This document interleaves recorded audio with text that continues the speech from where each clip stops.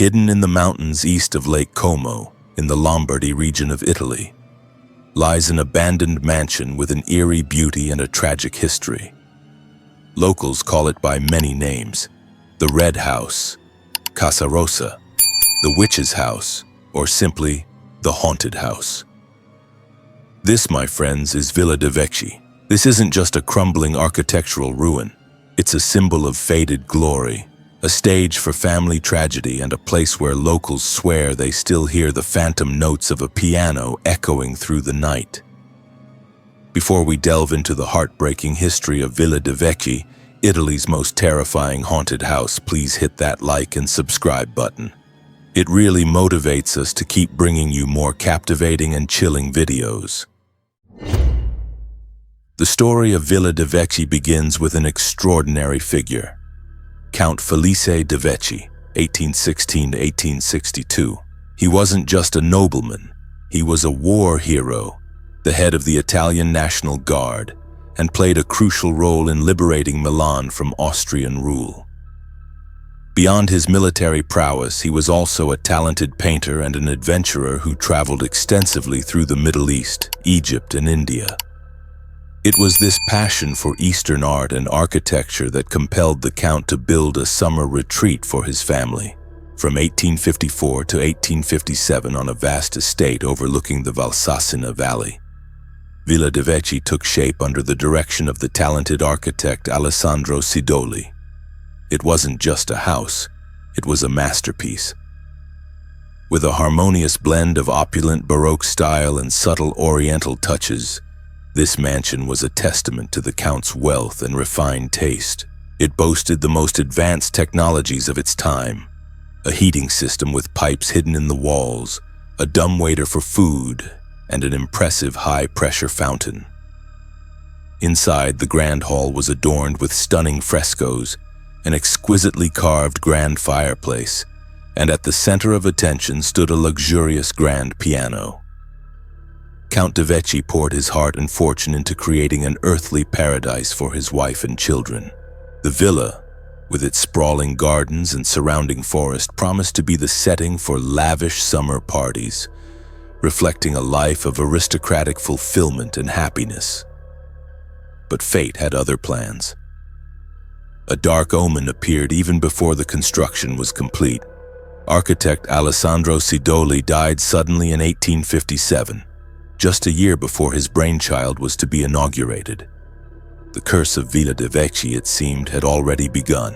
This is where the story of Villa de Vecchi branches off, between historical fact and chilling legend. The tragic legend is the most widely circulated version, transforming the mansion into a truly haunted landmark. The story goes that, on a fateful night in 1862, Count de Vecchi returned to his summer home to confront a horrific scene. His beloved wife had been brutally attacked, her face terribly disfigured. Even more terrifying, their young daughter had vanished without a trace. The Count spent months frantically searching for his daughter in the surrounding forests, but to no avail. Overwhelmed by such immense grief and despair, less than a year later, Count Felice De Vecchi took his own life right inside the very mansion he had built. Rumors suggest the attack was an act of political revenge aimed at the Count for his role in the unification of Italy. Since then, the souls of the entire family are believed to have been trapped within, creating the haunting of the house. However, historical truth paints a different, though no less tragic picture. Historical documents reveal that the Count's wife, Carolina, actually passed away before he even decided to build Villa de Vecchi. In the early 1860s, Count de Vecchi himself fell gravely ill with a chronic liver disorder. He spent his final months traveling between his villas in Milan and Cortanova, dedicating his remaining time to painting and caring for his children, before he died at the age of 46 in 1862. Regardless of which version is true, both end with the tragic demise of Count Felice De Vecchi. The mansion, a dream left unfulfilled, quickly became a legacy of sorrow. After his death, it was inherited by his brother Biagio, and the family occasionally visited until the 1940s before it was completely abandoned. Once abandoned in the 1960s, Villa de Vecchi rapidly fell into disrepair. It was looted by vandals and thieves who stole its precious furniture. The magnificent walls became covered with graffiti. But it was in this very desolation that a new, darker chapter of the mansion unfolded. The most chilling rumor associated with this period is the alleged presence of the infamous British occultist, Aleister Crowley, in the 1920s. It's whispered that Crowley and his disciples used this isolated mansion to perform dark rituals, including wild parties and animal sacrifices, and even whispers of human ones. One legend claims that during a ceremony they summoned the devil himself, who then possessed one of the participants, leading to a violent incident. Although there's no verifiable evidence that Crowley ever stayed here, in fact, his main residence in Italy was in Sicily. His notoriety has cast an evil and terrifying shadow over Villa de Vecchi.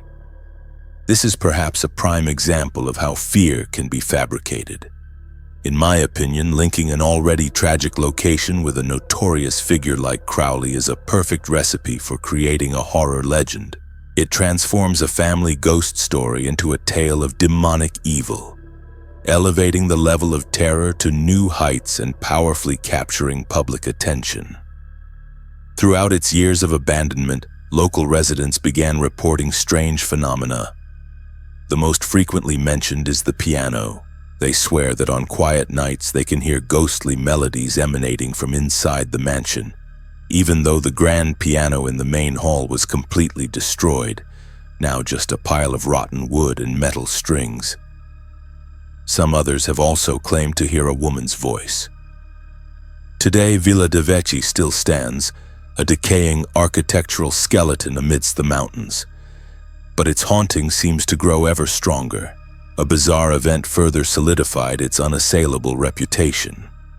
In 2002, a massive avalanche swept through the area, destroying many surrounding homes, yet mysteriously stopped just a few meters from Villa de Vecchi, leaving it completely intact. Was it protected by some supernatural force? Whatever the answer, this event led authorities to declare the area at high risk of landslides, effectively ending any future plans to restore the mansion. So, is Villa de Vecchi truly haunted? Or is it all just a product of imagination? There are rational explanations offered. The son of the mansion's last caretaker, Giovanni Negri, insists that the rumors are groundless. In fact, newspaper articles even revealed that the grandchildren of a former gardener admitted to having pretended to be ghosts to scare away curious trespassers. However, for a storyteller like me, I believe the power of Villa de Vecchi doesn't lie in whether it's genuinely haunted. Its power lies in its very story, a blend of tragic truth and chilling legend. It's a poignant reminder of the fragility of happiness and the ravages of time. Its dilapidated beauty, combined with tales of love, loss, violence, and perhaps even evil, has created an irresistible allure. It stands there as a melancholy symbol, where the invisible piano continues to play, not from a ghost, but perhaps from the very memory embedded in its walls, endlessly telling the story of a glorious dream that faded forever.